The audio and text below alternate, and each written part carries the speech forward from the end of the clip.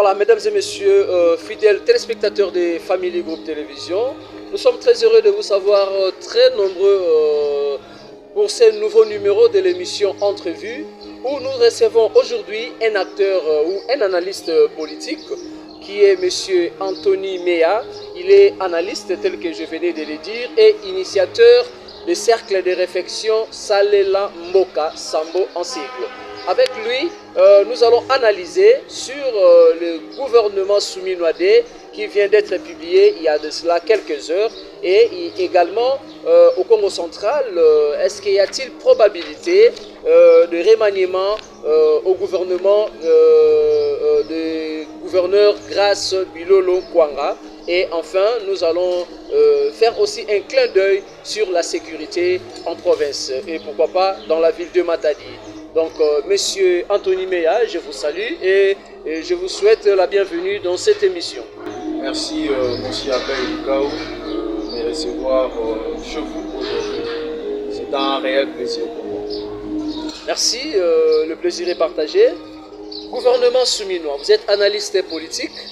Vous avez suivi hier tard dans la nuit sur les antennes de la chaîne nationale, de la télévision nationale, on a publié un gouvernement de 53 membres, contrairement à l'ancien gouvernement qui composait 54 membres. Quelle est votre analyse par rapport à cette composition d'abord?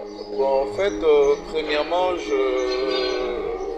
souhaiterais revenir d'abord sur le tir du chef de l'État qui a tenu à ce que le nombre ou l'effectif de ce gouvernement puisse être en deçà de 54. Fort malheureux, au lieu que cela soit fait, nous avions pu remarquer qu'on a soustrait en fait le ministère de la recherche scientifique. Et c'est ce qui a fait en sorte que ce gouvernement n'ait plus 54, mais 53. À l'encontre de ce que le chef de l'État nous avait mais avec 53, on a ajouté un nouveau ministère, celui de l'économie numérique, qui n'existait pas avant. Si on a déjà un ministère de l'économie, pourquoi pas l'attribuer autre sens, ce ministère de l'économie numérique? À quoi servirait l'économie numérique et l'économie que nous voyons régulièrement dans le format de chaque gouvernement que nous avions dans ces pays? Vous voyez que pour moi, je dirais que ça n'aurait pas voulu être le cas dans la mesure du possible où il existerait déjà un ministère de l'économie qui est d'ailleurs occupé par un Ekongo, qui est notre frère, notre père, Daniel Mukoko Samba. Alors, par rapport à sa composition, pour ne pas parler de la taille, par rapport à sa composition, comment jugez-vous ces gouvernements, cette équipe?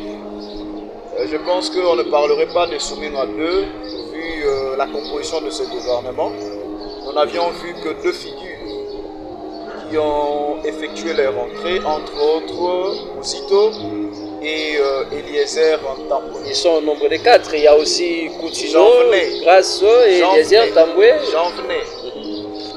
Alors, d'autres ministères, il n'y a eu que ce que moi je pourrais appeler de permutation. Parce qu'on a eu un ministère de la jeunesse occupé par une dame, Aïna Gato, qui est parti comme étant ministre attaché aux affaires étrangères, etc. Et il a créé de notre jeune sœur Grace Koutino, notre aîné Mouzito, ainsi que Eliezer Ntambwe qui occupe aujourd'hui le ministère des anciens combattants. Délégué à la défense. Exactement, délégué à la défense. Il y a aussi Floribert Anzoulouni qui prend l'intégration régionale.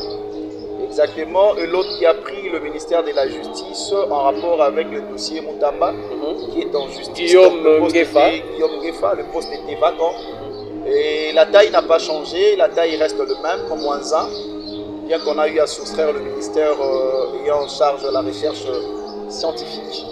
Alors personnellement, je dirais, au lieu de parler des Souminois 2, on aurait pu peut-être dire un réaménagement au sein de ces gouvernements de Souminois 1.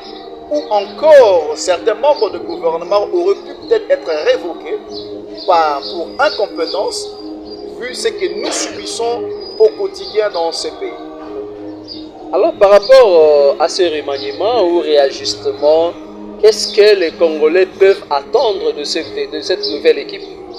Si les mêmes figures ont été déjà dans le gouvernement Souminois 1 et que le peuple n'a rien bénéficié, à quoi servirait ces peuples-là ou cette population-là à ces gouvernements actuels de Souminois 2 avec le même figure? Déjà, nous devons retenir une chose, lorsqu'on forme un gouvernement, ce n'est pas parce qu'on a besoin de changer de figure de gens. On doit tenir compte de la compétence de tout un chacun. On doit tenir compte du dynamisme de tout un chacun. Et à l'entretemps, nous devons aussi tenir compte de l'opportunité qu'il y a. Est-ce que l'on devrait mettre en place un gouvernement Souminois 2 ou l'on devrait réellement révoquer ceux-là qui n'ont pas atteint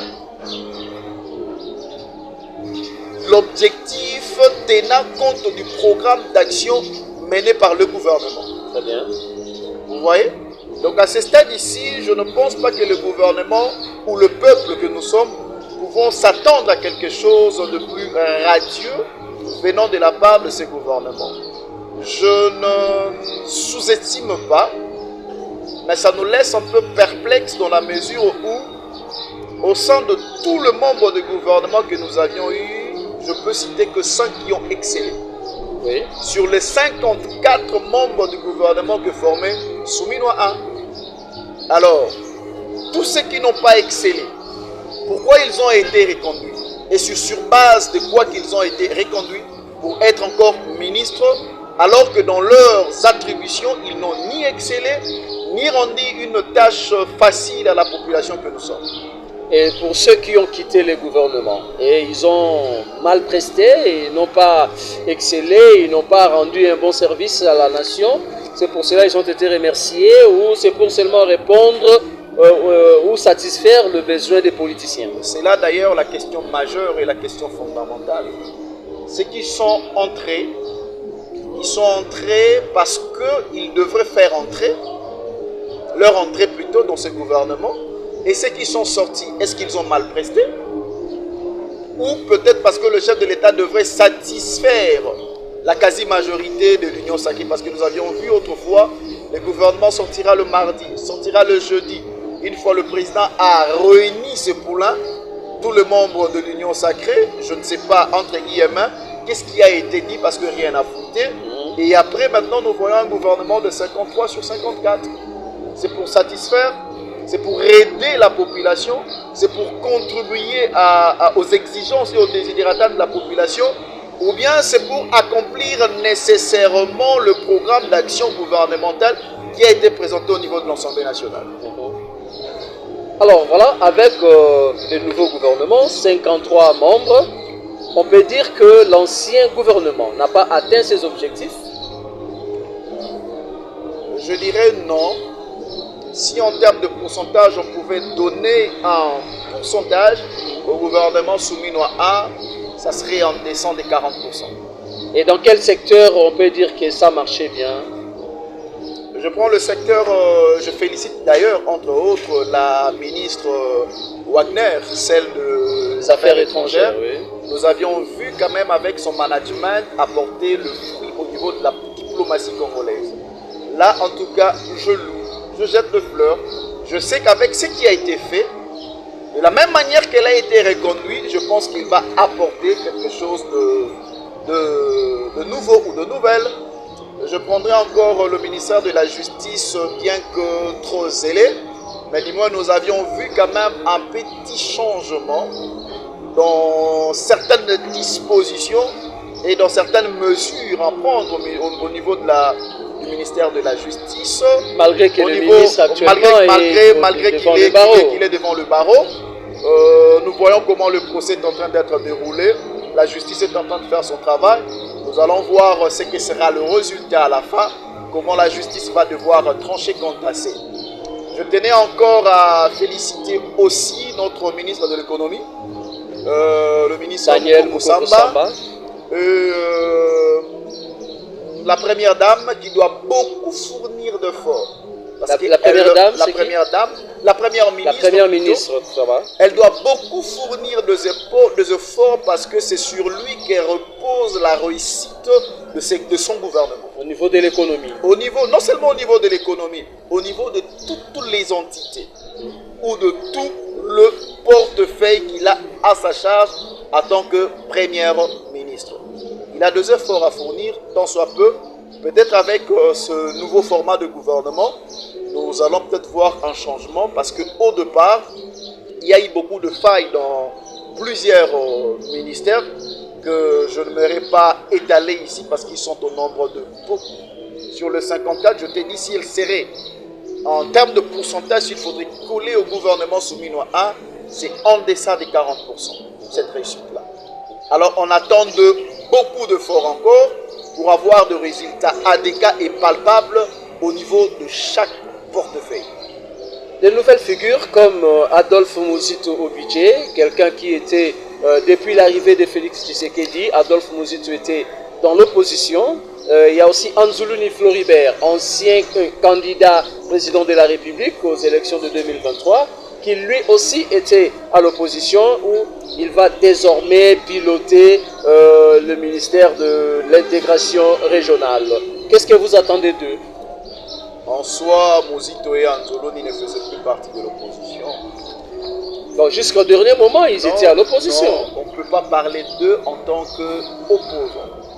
C'est-à-dire pourquoi? On ne peut pas parler d'eux en tant qu'opposants. Ils partageaient le même avis que Félix Tshisekedi. Évidemment, Muzito a eu un penchant vis-à-vis de l'Union sacrée, a eu un penchant vis-à-vis de Félix Tshisekedi. Mais il ne faisait pas partie de l'Union sacrée comme membre partie prenante.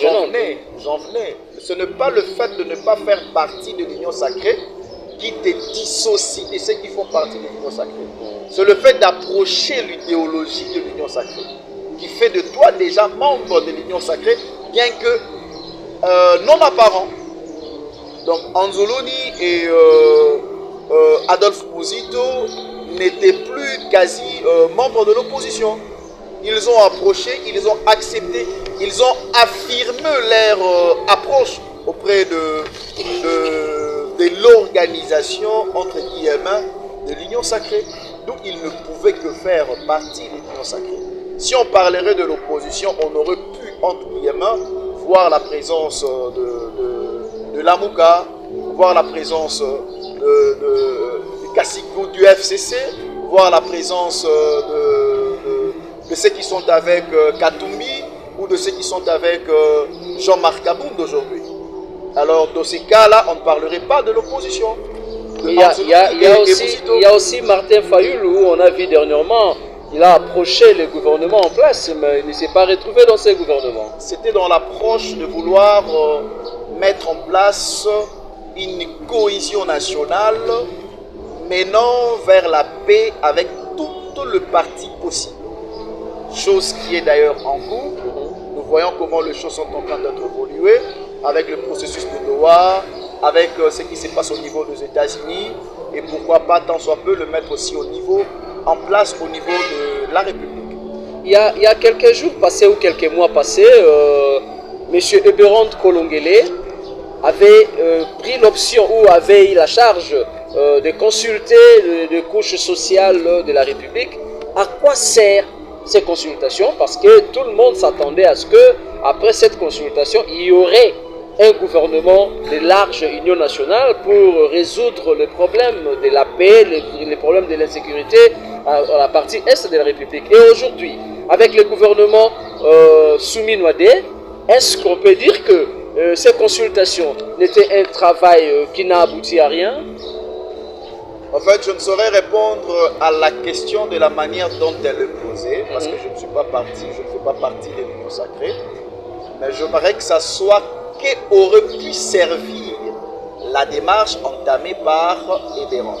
Là, j'aurai l'amabilité de répondre. Allez-y maintenant. Si je devrais affirmer la question, c'est comme si je faisais partie de l'Union sacrée. Et tel que vous avez compris ma question.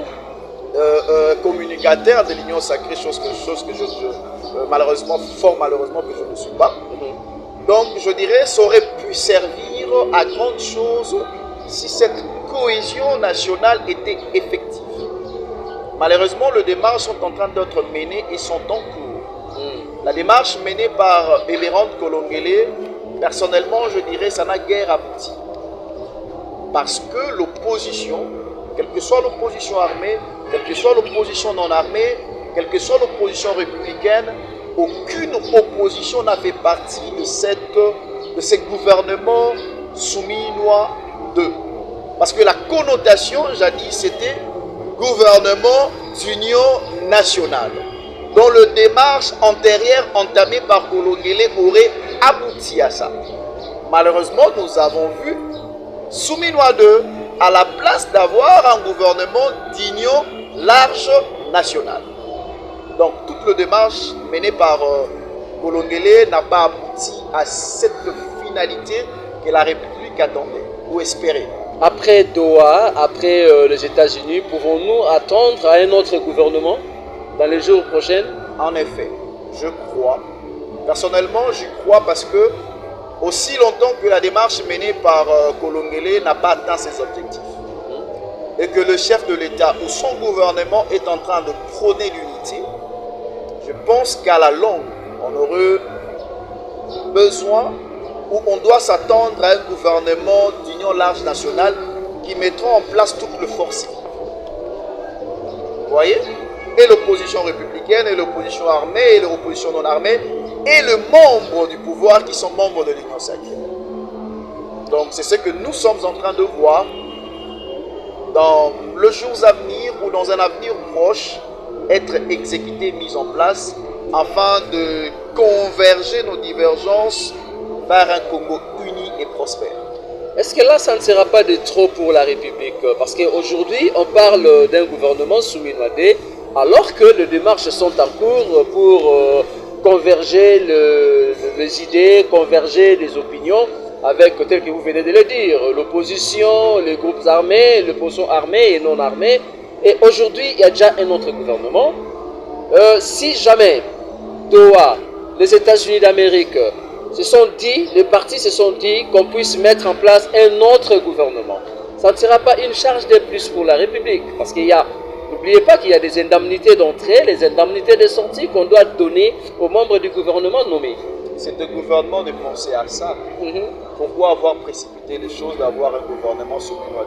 Mettre les charrues avant le bœuf. Exactement. S'il faudrait s'attendre à un gouvernement d'union large nationale avec tout le processus de paix qui sont en place, on n'aurait pas eu à avoir ces gouvernements souminois 2. On aurait pu attendre, voir comment les choses évoluent, peu à peu, jusqu'à ce que nous allons tous converger sur une même table, c'est dire certaines vérités et mettre en place et ou exécuter en fait ce processus de paix. C'est à ces moments-là qu'on aurait pu parler de ces gouvernements d'union large nationale. Puisque le gouvernement est déjà là, qu'est-ce que les Congolais peuvent attendre de cette nouvelle équipe gouvernementale? D'exécuter en soi le programme d'action du gouvernement. C'est la plus haute facture qu'ils ne peuvent faire, tant soit peu. Merci beaucoup Anthony Mea, fidèle téléspectateur de Family Group Télévision et très chers internautes. Vous êtes en train de suivre votre émission Entrevue sur votre chaîne où nous avons invité un analyste politique. Il s'agit de monsieur Anthony Mea. Avec lui, nous sommes en train d'analyser le fait qui domine l'actualité. Et maintenant, nous allons parler de la province du Congo central. Le gouvernement Grace Bilolo, composé de 10 ministres, a aujourd'hui 2 membres de moins dans cette équipe. Parce qu'il y a un qui était révoqué et il y a l'autre qui est allé maintenant à l'Assemblée provinciale pour remplacer le défunt député qui était décédé, l'élu de Tchela, le nom m'échappe. Il y a 8 membres, Didier Kongoui, il y a 8 membres sur 10. Est-ce qu'il n'y a pas probabilité de remanier cette équipe gouvernementale aussi au Congo central? Je ne parlerai pas seulement de remanier, mais je dirais tout simplement que l'opportunité y est. L'opportunité y est. Le gouvernement Bilolo, je serai dur avec vous parce que là, je parle de ma province avec amertume, avec beaucoup de rigueur, parce que une année après, nous ne sentons pas le membre de gouvernement remplir leurs tâches convenablement aux prescrits fondamentaux de la République. C'est-à-dire quoi? Lorsque le gouverneur a eu à présenter son programme d'action au niveau de l'Assemblée provinciale, normalement, chaque ministre nommé devait avoir un cahier de charges. Très bien. Respectant ainsi le principe, le prescrit, le loi qui régissent la province ou la République. Non seulement le respecter, mais le mettre en connivence avec le programme du gouvernement afin que cela soit exécuté. Quel est ce ministre aujourd'hui, si l'on devrait coter sur 10, qui pouvait atteindre même 2? Il n'y a pas. Même 2, là vous êtes trop dur. Je dis même 2, il n'y a pas. Parmi Même, tous les ministres. je dis même 2, il n'y a pas. Je dis ceci et je le reprends que je vous traiterai avec rigueur. Les gouverneurs n'ont pas cette monopole-là de se multiplier ou de se scinder à 10 pour représenter chaque territoire alors que nous avons 10 ministres qui représentent nos différents territoires. Tenant compte de chaque répartition de sièges au niveau de l'Assemblée provinciale. Alors, si on voit le ministère de la Justice, il a à lui seul le ministère de la Justice, de Transport, Mines et autres. On voit le ministre de la Jeunesse, Sport, Industrie, etc. Ça, pourtant, c'était tous. Je parlerai d'abord de notre ministère en tant que jeune. Qu'en est-il? Où sont les résultats palpables de cette jeunesse aujourd'hui? J'ai toujours eu ces combats depuis Kinshasa de mener en sorte que le ministère de la Jeunesse soit dissocié de sport et loisirs. Parce que la jeunesse en soi est une entité. Qu'est-ce que la jeunesse peut retenir aujourd'hui de notre ministre de la Jeunesse? Ayant en soi un gouverneur jeune, Monsieur Grace Milolo. Vous voyez? Très bien. Parlons de l'industrie aujourd'hui, avec les coupures partout. Parlons de l'énergie, parlons de l'électricité, parlons de l'eau. Parlons du ministre des infrastructures. En soi, le ministre veut nous faire croire qu'il se limite qu'au niveau de la ville de Matadi. D'ailleurs, je loue les travaux qui sont en train d'être effectués au niveau de la ville. Qu'en est-il de la construction de routes de dessert agricole? Je devais amener avec moi peut-être le programme des gouverneurs. Vous aviez eu le temps avec moi où je expérimentais seul, je le dis bien. Aucun jeune ne l'a présenté auparavant. Comme quoi? Tout le programme de Guy Bandou, je l'ai en tête. J'ai été face aux journalistes. J'ai mis en place beaucoup de programmes. Peut-être que ça n'a pas eu le temps d'être exécuté, vu le temps qu'il a eu à faire. Malheureusement, c'est un bon programme qu'aucun de ces ministres n'a pu résoudre. Et ça se répète encore. C'est lui qui n'est pas appelé à consulter l'histoire et appelé à commettre les mêmes erreurs. Le ministre doit savoir que s'ils sont ministres, c'est pour répondre à un cahier de charges. Le cahier de charges doit être lié au programme gouvernemental, présenté au niveau de l'Assemblée provinciale. C'est alors que le ministre, pour chaque portefeuille, pourra accomplir son tâche avec succès. Très bien. Donc l'heure est là, monsieur le gouverneur. L'heure vient et elle est venue, afin que tu remanies ton gouvernement. Non seulement un remaniement, mais que tout celui qui n'a pas répondu à l'appel de ton gouvernement pour exécuter ton programme doit être à la porte. Est-ce qu'il faut remanier parce qu'ils n'ont pas répondu au programme du gouvernement provincial, ou il faut remanier ou réajuster parce qu'il y a 2 postes qui sont vacants? Le réajustement, c'est ce qui a été fait au niveau national. Je ne pense pas que c'est le même réajustement qui doit être fait au niveau de la province. Chez nous, ici, au niveau de la province, on doit remanier. On doit remanier. Monsieur le gouverneur, avec tout le respect que je vous dois, vous devez remanier votre gouvernement. Une année après, il n'y a que votre figure qui se fait voir partout. Aucun de vos ministres ne répond au cahier de charges lié au programme d'action que vous avez proposé ou présenté au niveau de national. Vous voyez ces députés qui sont au niveau de l'Assemblée provinciale, à un moment donné, pas que Zimbaka n'a que gouverneur, qui n'a pas en connivence. Ils vont se dire, nous avons été mandatés. Ils vont se désolidariser. Ils vont se désolidariser parce que lorsque nous allions arriver, permettez-moi de m'arranger, lorsque nous allons arriver fin mandat, chaque député doit retourner à sa base. Ministre tel a fait quoi? Ministre tel a fait quoi? Ministre tel a fait quoi? Et quelle serait la réponse de chaque député vis-à-vis de sa base? Ils reviendront vers vous, monsieur le gouverneur, pour dire que le programme que vous aviez présenté n'a pas exécuté, n'a pas été exécuté. Alors, si cela est le cas, le gouverneur sera-t-il coté par la population? Par la population. Le moment est là. Qu'il sache qu'il a déjà une année. Et s'il faudrait remanier ces gouvernements, quels sont les profils, quels sont les critères que les gouverneurs devraient tenir compte afin que la nouvelle équipe puisse bien répondre à ces attentes? Vous voyez, personnellement, je l'ai dit dans un forum aujourd'hui, même très tôt matin, ceux qui font de l'agriculture dans mon village sont plus mieux que tous les diplômés que nous voyons au niveau du ministère. Les agriculteurs. Voilà. Malgré on a besoin de gens pragmatiques. On n'a pas, personnellement là au Congo, hein, on n'a pas besoin que je suis docteur, je suis tridoc, je suis licencié, je suis ceci. On a besoin de gens pragmatiques. Lorsqu'il est là, il exécute un projet et nous voyons de résultats. On n'a pas besoin de diseurs de bonne aventure que je veux faire, que nous allons faire, que nous allons exécuter. C'est à tel pourcent. Non, non. On a besoin de gens pragmatiques. S'il est nommé, dans laps de temps, au niveau, au maximum, 3 mois, on doit voir le résultat palpable.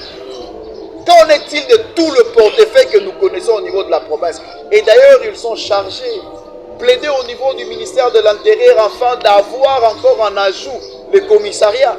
Vous avez un seul ministre qui a 4 portefeuilles. Dis-moi, quelle serait la priorité de ces portefeuilles au niveau de son ministère? Et le commissariat, c'est une interdiction du gouvernement central. Le ministère de l'Intérieur qui avait interdit au gouverneur de mettre des commissaires.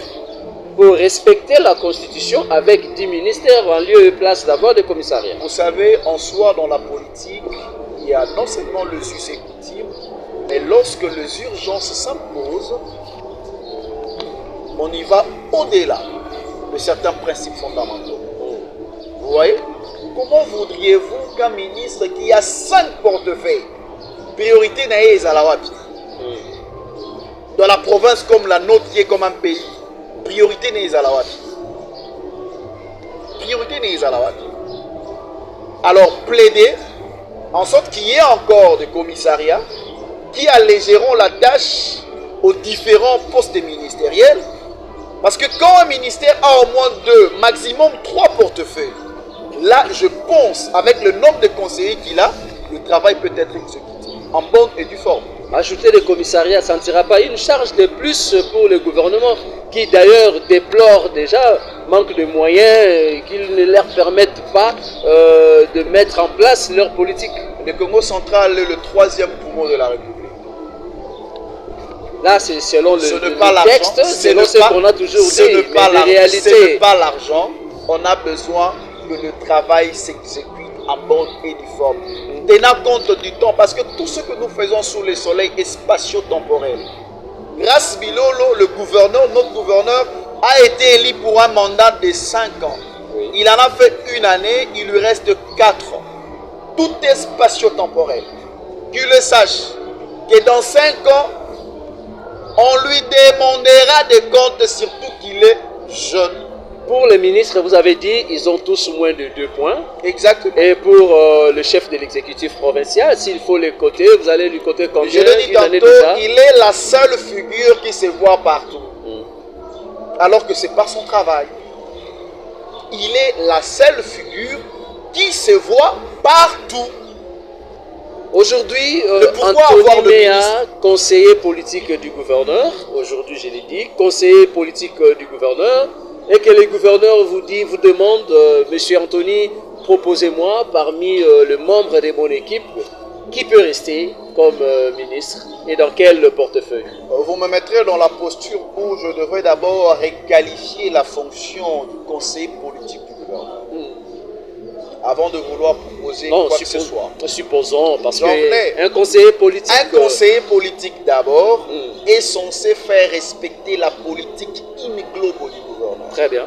C'est lui qui accompagne le gouvernement et l'Assemblée provinciale en connivence avec ce qui doit être exécuté en bonne et due forme. Un conseiller politique n'est pas bureaucrate. Un conseiller politique, je insiste, je l'ai dit, un conseiller politique n'est pas bureaucrate. C'est celui qui check, comme on peut le dire. C'est celui qui vérifie. C'est celui qui sonde même le rang de chaque portefeuille ou de chaque ministre. Là où ça tient et là où ça ne tient pas. C'est lui qui dicte comment je peux l'expliquer? La faisabilité de chaque chose dans chaque ministère. Les conseillers politiques rendent un ministre. Très bien. Alors, à mon niveau, je ne m'aurais pas cité le nom pour dire que ceci doit rester ou ceci doit partir. Mais en soi, monsieur le conseiller politique, si vous allez me suivre, tenez votre calepin et votre stylo, mettez en place un gouvernement de pragmatiques, des gens qui sont tellement pragmatiques que si aujourd'hui il est là, dans 3 mois la population voit le résultat en face. Et pour les 8 qui sont là, il n'y a pas de pragmatisme, il n'y a personne qui peut être maintenu sans parti pris, sans tenir compte des poids politiques, sans tenir compte des relations, mais par rapport au travail, par rapport à ce qu'il a fait une année après, depuis qu'il est dans ses portefeuilles, qui peut, ou un ou deux membres du gouvernement que vous trouvez mieux cotés, même s'ils ont moins de 2 points, mais le mieux coté parmi les 8. Je suis en train de chercher. Je suis en train de chercher. Mais vous les connaissez quand même tous. Exactement, je suis en train de... En fait, ce qui est bien de mon côté, il n'y a aucun ministère où je n'ai pas eu à proposer un programme ou un projet afin que la province avance. Je suis de ces rares jeunes qui ne critiquent pas seulement, mais qui amènent même les investisseurs au niveau de la province. Je le fais avec le gouverneur sortant, je le fais avec ces gouvernements. Ils peuvent témoigner de mon apport au sein de ces gouvernements. Et qu'est-ce que ces investisseurs ont apporté? C'est au gouvernement d'en juger. Hein. Je fais ma part en tant que tout autre enfant qui assume ses responsabilités dans une famille. Il apporte une touche. C'est au père de décider si cette touche est valable ou pas. Quant à moi, je fais mon devoir en tant que citoyen, en tant que Nikomo. J'ai apporté ce que je devrais apporter au niveau de la province. C'est en eux de savoir ce qu'ils vont en faire. Pouvez-vous citer ne serait-ce qu'un projet où vous avez amené des investisseurs? Dans quel secteur? Je commencerai par les choses d'antan. J'ai mon esprit à Kitadila. C'est-à-dire esprit à Kitadila. Si je dis que j'ai mon esprit à Kitadila, j'ai apporté une touche au projet Kitadila. Quel projet à Kitadila? La construction de l'aire de repos Non seulement aux aires de repos. En soi, le projet que j'ai amené avec les Espagnols, je pense que c'est le même projet qui aurait pu continuer jusqu'à aujourd'hui. C'est non seulement avoir un aire de repos, c'est avoir un contrôle technique de long véhicule. Contrôle technique des véhicules. Technique de long véhicule. Non seulement avoir un contrôle technique de long véhicule, mais avoir une première école au niveau de l'Afrique centrale des engins lourds. Des engins lourds. Donc vous estimez que nos conducteurs des engins lourds ne sont pas bien formés? Exactement. Comment? Exactement. Ici en province, avez-vous vu où il y a l'auto-école des engins lourds? Est-ce qu'il faut toujours passer par une auto-école pour être bien formé en technique de conduite? C'est ce qui exige le texte. C'est ce qui exige. C'est que nous vivons aujourd'hui. Il y a des conducteurs, même de véhicules, de voitures légers, qui sortent des auto-écoles, qui sont moins performants par rapport aux autres qui ont appris sur l'État. Les codes de la route sont textuels. Vous voyez? Alors, comment veux-tu respecter un code de la route qui est régi par le texte d'une manière au hasard? C'est impossible. Nous avons fait quitter M. Rémy de la France jusqu'ici afin de mettre en place une école multimédia française. Chose qui n'a pas abouti. Une école multimédia française. Exactement. On a amené la mise en transforme de déchets plastiques en énergie hydraulique. Vous voyez? On a ramené quoi encore? On a donné naissance, là d'ailleurs, vous savez, vous pouvez témoigner. Parce que l'autre fois, j'ai été reçu par vous, je ne sais pas si c'était à la même chaîne.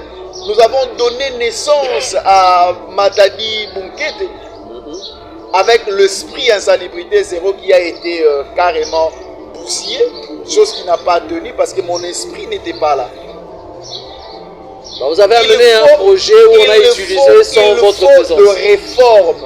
Il faut de réformes. Chaque portefeuille, chaque ministère doit apporter de réformes. Sans réforme, on ne peut pas vous appeler ministre au sein du gouvernement provincial. En tout cas, là, j'insiste. Mettez en place un cahier de charges. Rédigez, proposez ce que vous voudriez avoir comme résultat dans laps de temps. Si c'est dans 1 mois, dans 2 mois, dans 3 mois, dans 6 mois. Quel est ce ministre aujourd'hui qui sera face à la caméra et présenter un bilan d'une année? Parlons de la sécurité routière parce que vous avez parlé du code de la route. C'est presque chaque semaine, il y a 2 ou 3 accidents qu'on enregistre, surtout sur la route nationale numéro 1. Avec la technologie actuelle, comment on a beaucoup ce qui nous est les cas et confite ces accidents, tout ça mandala là. 21e siècle où les gens s'achètent des véhicules quasi chers à 180 000 $. Mais nous, on a apporté une solution à ça. Laquelle? C'est ce qu'on appelle... C'est comme une lampe. Le nom m'échappe encore. Il y a le feu lumineux, le triangle de danger. Le feu lumineux de détresse. Très bien. Avec puce d'ailleurs. Qui fait que ce qui m'a là, avec la technologie actuelle, vous pouvez identifier et le lieu, et l'endroit, et la marque. Ça permet en sorte que pendant la nuit, cette luminosité-là atteint 3 km. Donc ce qui est à la droite et à la gauche, avec ces feux lumineux de détresse, il saura directement que je dois ralentir. Soit ils appellent, soit ils ont accident. Nous avions apporté ça en province. Il y a des images. Ça, c'est au niveau du ministère des Transports. Exactement, au niveau l'ancien ou l'actuel ministère? Et l'ancien et le nouveau. Et quelle est la réaction du ministre? C'est au gouvernement d'en juger, pas à nous. Pas à nous. Pas à nous. Ainsi, nous avions proposé autre chose. Vous avez, je l'ai toujours dit, au Congo, tout Congolais, je le répète, sans contraignant, le Congolais est appelé à vivre dans le désordre et l'anarchie. L'homme congolais doit être contraint de tout et de rien. Zokami Tuko était les Magawa, on en est là. Et ça lit 3 mois. Bataxa angote, bakanga angote, des véhicules abandonnés. Non seulement abandonnés. Mais que dit le texte? Mais l'autre fois, j'ai posé cette question aux autorités et quelle était la réponse? La plupart de ces véhicules, vous voyez là, c'est pour des généraux, ce sont des véhicules des ministres nationaux, ce sont des ministres et des autorités. Et si vous voulez mettre la main sur ça, vous aurez un appel d'un ministre, vous aurez l'appel d'un général qui va vous intimider, qui va vous dire que c'est mon véhicule, il faut laisser ça là-bas. La loi reste la loi. La loi reste la loi. Malheureusement, au Congo, c'est pas respecté. C'est que je dis, la loi reste... Soit on est complice, soit on est soudoyé. C'est au ministre de Transport de s'en charger. Il y a eu une mesure prise par le ministère de Transport. Faisant suite ou faisant état à tout véhicule où est côté les manabalabala, je l'ai dit d'ailleurs à Lingala, Moutuka Nyos côté les manabalabala, Bakokangango pe na fourrière. Qu'en est-il de retomber? Soit on est complice, soit on est soudoyé. Raison pour laquelle certaines mesures ne sont pas prises en compte. Parlons de l'insécurité, Anthony Mea. Aujourd'hui, il y a des cas de cambriolage, il y a des incursions dans des maisons, il y a des Congolais, des paisibles citoyens qui sont tués, qui sont par exemple, qui sont visités par des bandits à main armée. Nous n'avons pas aussi un ministre qui est chargé de l'intérieur en province. Et qu'est-ce que vous pouvez dire, quelle analyse faites-vous par rapport à cette situation? Y a-t-il la complicité des autorités des services de sécurité, la complicité des autorités politiques, ou il y a quoi au juste? En criminologie, on doit savoir que tout crime est organisé. Tout crime est organisé. Il n'y a pas de crime sans organisation. C'est-à-dire les criminels sont organisés plus que les services de sécurité? Quand je dis organisé, c'est-à-dire que ça ne tient pas compte des éléments de criminels, mais ça tient aussi compte des services de sécurité et des renseignements. Parce que lorsqu'on veut commettre un crime, on se prépare en conséquence. En amont, tout comme en aval.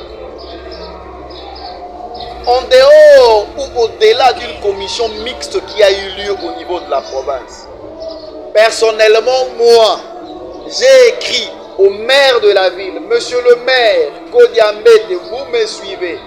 Je vous ai écrit, je vous ai copié même. Je peux lire certaines propositions, permettez-le-moi. Rapidement, parce qu'il ne nous reste que quelques minutes. Hein. Exactement, c'est très important. Allez-y un peu rapidement. Je le fais si rapidement d'ailleurs. Je dis ceci, au regard de dispositions prises récemment au cours d'une réunion tripartite de sécurité, je nous propose en ajout quelques sanctions telles que tout parcelle où abrite les Koulouna soit considéré comme zone rouge et les personnes y habitant seront ipso facto qualifiées de complices et seront jugées au même titre que ces malfrats et malfaiteurs. 2.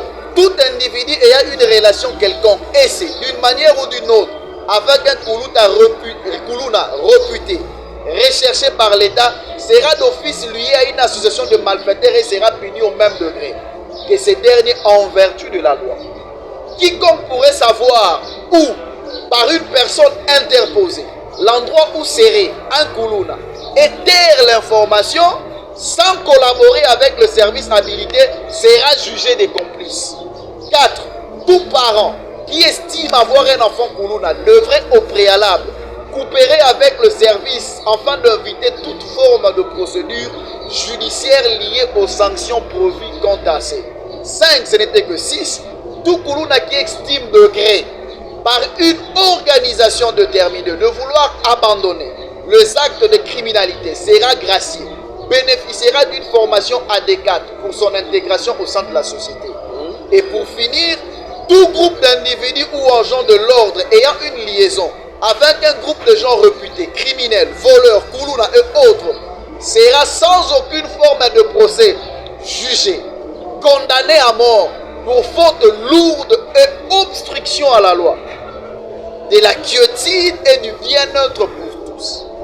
Vous voyez, je l'ai dit tantôt ici, sans contraignant, tout Congolais est appelé à vivre dans l'anarchie et le désordre.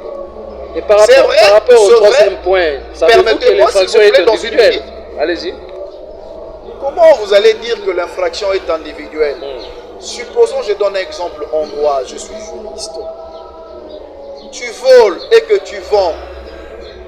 Pourquoi il y a de recelaires? Pourquoi il y a de recelaires? Celui qui a volé ne devrait pas être qualifié de voleur seul. Pourquoi il y a de recelaires? Pourquoi il y a des complices? Pourquoi il y a de traîtres? Comment veux-tu garder dans une parcelle où il y a des gens qui devraient vivre dans la quiétude un Koulouna réputé et recherché,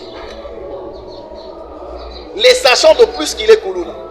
Tu es complice. Donc là, vous demandez à la population, aux parents de dénoncer. Je demande à la population, raison pour laquelle je l'ai dit ici. Vous voyez tous ces jeunes-là, Koulouna, etc. Ils sont connus de tous.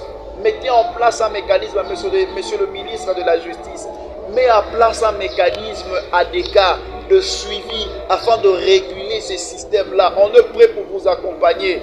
Ce n'est pas seulement les arrestations qui comptent, mais c'est le fait de vouloir changer l'état d'âme de ces jeunes gens.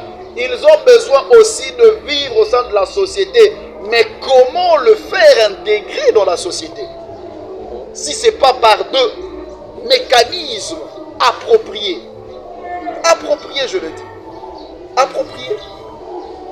Voilà, et quelle était la réaction du maire de la ville, rapidement pour terminer? Je ne le dirai pas ici, j'aimerais peut-être échanger encore de vive voix avec vous, monsieur le maire. Je sollicite une audience, je suis prêt de venir dans votre bureau afin de vouloir mettre en place tout ce que je dis ensemble avec vous, afin d'aider la population matadienne à vivre dans la quiétude. Et pourquoi pas celle du Congo central. Mais jusque-là, il n'y a aucune réaction de la part du maire de la ville. Ne serait-ce un accusé de réception par rapport à votre correspondance? Je pense que j'aurai le temps de lui parler en face. Merci beaucoup. Et vous aurez une réponse adéquate quant à ça. Voilà, c'est bien compris, mesdames et messieurs. Nous sommes arrivés pratiquement à la fin de notre magazine de ces jours. Entrevue avec monsieur Anthony Mea. Il est l'initiateur d'une structure dénommée Cercle de réflexion Salé Lamboka, Sambo en cycle. Il est aussi analyste politique. Avec lui, nous avons échangé, où nous avons analysé sur le gouvernement Souminois 2. Monsieur Anthony n'a pas donné la chance à ces gouvernements parce que selon lui, ce sont des mêmes figures qu'on a repris et presque dans de mêmes ministères, portefeuilles. Et nous avons parlé aussi de la probabilité de remaniement en province. Parce que M. Anthony a dit, les ministres qui sont là, ils ont moins de 2 ans, en dessous de la moyenne selon sa cotation à lui. Et pour la sécurité, il a des projets qu'il a proposés au maire de Matadi pour enfin trouver une solution durable. Monsieur Anthony, dans 30 secondes, un mot de conclusion pour cette émission d'aujourd'hui. Monsieur le gouverneur de la province du Congo central, Grace Bilolo, vous avez une lourde responsabilité, une lourde tâche. La jeunesse attend de vous au-delà de ce que vous espérez vous-même. La province attend de vous au-delà de ce que les esprits Congo peuvent voir de vous. Monsieur le président de l'Assemblée provinciale, faites respecter le texte qui régit cet organe délibérant. J'y étais, je sais ce qui s'est dit, ce qui s'est fait, ce qui se passe. Monsieur le maire de la ville de Matadi, l'heure vient, et elle est déjà venue, afin de mettre en place de mécanismes propres et appropriés pour lutter contre l'insécurité qui sévit au niveau de la ville. To Salé Lamboka. Merci, To Salé Lamboka, c'est le mot de la fin de Anthony Mea. Merci à l'ingénieur Hugues Assisakio qui était à la réalisation de cette émission. Merci à Merdi Soukama. Merci à Myriam et également merci à tous les techniciens de Family Group Télévision, à monsieur Murphy Loutete qui est le directeur général de cette chaîne qui nous a donné cette occasion de passer et pour que le message vous arrive. On se fixe rendez-vous prochainement dans notre nouveau numéro de l'émission Entrevue. Au revoir.